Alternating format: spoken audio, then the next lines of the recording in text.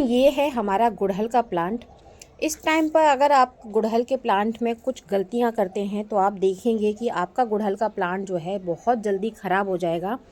और मार्च अप्रैल में जो ये प्लांट हमारा फ्लावरिंग करता है वो बिल्कुल भी फ्लावरिंग नहीं कर पाएगा। तो मेरे पास में बहुत सारे सवाल आ रहे हैं कि हमारे गुड़हल के प्लांट में जो है कलियाँ ही नहीं बन रही हैं, या फिर कलियाँ बन रही हैं तो पीली होकर गिर रही हैं, या फिर जो ये फूल हैं फूलों का साइज़ जो है बहुत ज़्यादा छोटा हो गया है। तो हम कौन सी खाद डालें, या फिर हमें ऐसे कौन से काम इस टाइम पर अपने गुड़हल प्लांट में करना चाहिए जिससे कि हमारे गुड़हल प्लांट में बहुत सारी कलियाँ और बहुत सारे फूल आने लग जाएं। तो दोस्तों, सबसे पहली चीज़ कि जो ये फूल प्लांट आप देख रहे हैं ये देसी गुड़हल है। और अगर आपके पास में भी देसी गुड़हल है तो इस टाइम पर आपको जो है इसमें किसी भी तरह की और कोई भी खाद का इस्तेमाल नहीं करना है।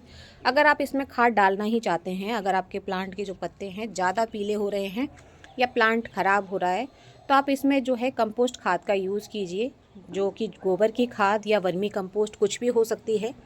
और आप ये जो प्लांट में कलियां देख रहे हैं जो कि मैं आपको अलग अलग ब्रांचेस के ऊपर दिखा रही हूँ, तो ये आप देखिए, ये बिना किसी खाद के, जो कि हमने पहले अक्टूबर नवंबर के टाइम पे जो खाद डाली थी, ये उसी का रिज़ल्ट है और वीडियो मैंने आपके साथ में शेयर किया था। इसके बाद में जो है हमने इसमें किसी खाद का इस्तेमाल नहीं किया है। और इसके अलावा जो काम इस टाइम पर हमें नहीं करना है उनमें से एक काम ये भी है कि इस टाइम पर हमें अपने प्लांट में किसी भी खाद का यूज़ नहीं करना चाहिए, क्योंकि प्लांट इस टाइम पर डोरमेंसी में है और इसको खाने की बिल्कुल भी ज़रूरत नहीं है। तो जो हम खादें डालेंगे उनका असर अच्छा होने की बजाय जो है ख़राब भी हो सकता है। तो इस टाइम पर अपने प्लांट में जो है खाद डालने से बचिए।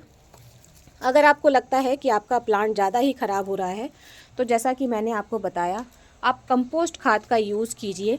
और प्लांट इस टाइम पे डोरमेंसी में है, इसीलिए आप देखिए ये वही प्लांट है जिसमें कि मैं आपको बहुत बड़े बड़े और सुंदर सुंदर फूल दिखाती थी, जिनमें कि अभी आप देखिए फूलों का साइज़ बिल्कुल छोटा छोटा हो गया। ये आप देखिए मिनी गुड़हल है और ये फूल जो है इसी तरीके से खिल रहे हैं, बिल्कुल छोटी छोटी सी कलियाँ हैं। कलियाँ बननी इसमें बंद नहीं हो रही हैं। और अगर आपके पास में जो है हाइब्रिड गुड़हल है तो उसके लिए भी मैं खाद आपको आगे वीडियो में बताऊंगी, जिससे कि आपका जो हाइब्रिड गुड़हल है जो कि सर्दियों में कंटिन्यू खिलता है और बहुत बड़े बड़े साइज़ के उसमें फूल आते हैं, तो अगर आपके हाइब्रिड गुड़हल में फूल नहीं खिल रहे हैं तो उसके लिए मैं लास्ट में आपको खाद बता दूंगी, आपको कौन कौन सी खाद डालनी है। दूसरा जो कि बहुत ज़रूरी काम जो कि लोग इस टाइम पे कर देते हैं, कटिंग करने का। तो ये जो है कटिंग करने का बिल्कुल भी सही समय नहीं है। इस टाइम पर ऐसा ही हो जाएगा जैसे कच्ची नींद से आपको कोई जगा दे। तो अगर आपने अपने प्लांट की कटिंग कर दी तो हो सकता है आपका प्लांट बहुत बीमार हो जाए और आगे चलकर जो है आपका इतना प्यारा और सुंदर सा जो प्लांट आपने लगा रखा है वो ख़राब हो जाए। अगर बहुत ज़्यादा आपको ज़रूरी लगता है तो इसके जो सूखे पत्ते हैं आप उसको हटाइए और इसकी जो टहनियाँ सूख गई हैं उनको हटा दीजिए। और या फिर बहुत ज़्यादा ज़रूरी है, जैसे कि इस टाइम पर इसमें जो है एफिड्स का अटैक बहुत ज़्यादा होता है, तो ये जो इसकी सॉफ्ट प्रूनिंग है आप आगे आगे से बिल्कुल 1-1, 2-2 इंच की आप वो कर दीजिए। हार्ड प्रूनिंग इस टाइम पर हमें बिल्कुल भी नहीं करनी है। हार्ड प्रूनिंग का टाइम जो है फेब लास्ट में या मार्च के स्टार्टिंग में हम करते हैं, तभी हमें करना चाहिए। इसके अलावा अगर आप चाहते हैं कि आपके फूलों का साइज़ अच्छा हो थोड़ा सा, तो आप इसको जो है फुल सनलाइट में रखिए, तो ऑटोमेटिक जो फूल हैं कलियां हैं हो सकता है थोड़ी बहुत बड़ी हो जाए। जैसे कि ये प्लांट जो है फुल सनलाइट में रखा हुआ है, तो ये जितनी बड़ी कली और जितना बड़ा फूल खिल सकता है, प्लांट पूरी कोशिश कर रहा है उतने बड़े फूल हमें दे रहा है। जबकि मैं इसको बिल्कुल भी फ्लावरिंग के लिए जो है वो नहीं कर रही हूँ, खाद नहीं डाल रही हूँ कि मैं कोई खाद डाल रही हूँ जिसके वजह से इसमें फ्लावरिंग हो रही है। मेरा ये जो प्लांट है आप देख रहे होंगे थोड़ा सा आपको जो है घना कम दिख रहा होगा, क्योंकि इसने भी जो है बहुत सारे पत्ते अपने गिराए हैं। ढेर सारे पत्ते इसके सूख कर गिरने के बाद में अब आप देखिए छोटी छोटी जो है नई नई पत्तियाँ आ रही हैं।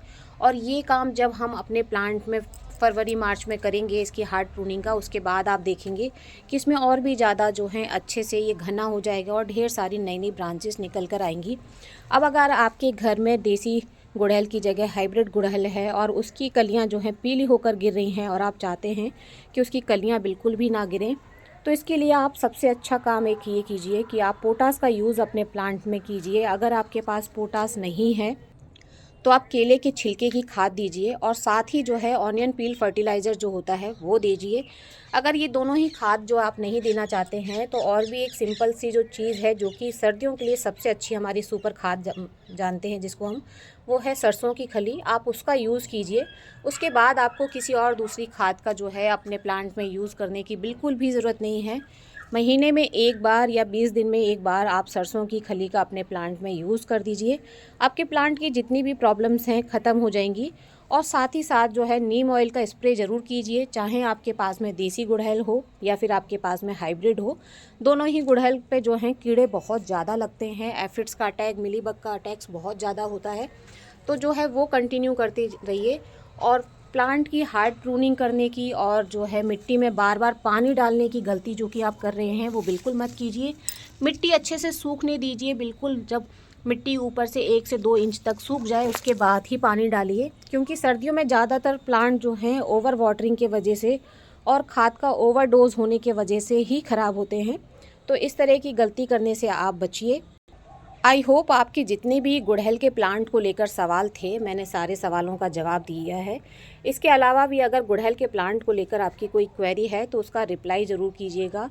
वीडियो थोड़ा बहुत लंबा होता है या छोटा होता है तो चीज़ें एक्सप्लेन करने की वजह से होता है, तो उससे इरिटेट बिल्कुल नहीं होना है, क्योंकि जो क्वेश्चंस आपने पूछे हैं उनका रिप्लाई सही तरीके से करना मेरी जिम्मेदारी है। हैप्पी गार्डनिंग फ्रेंड्स, धन्यवाद।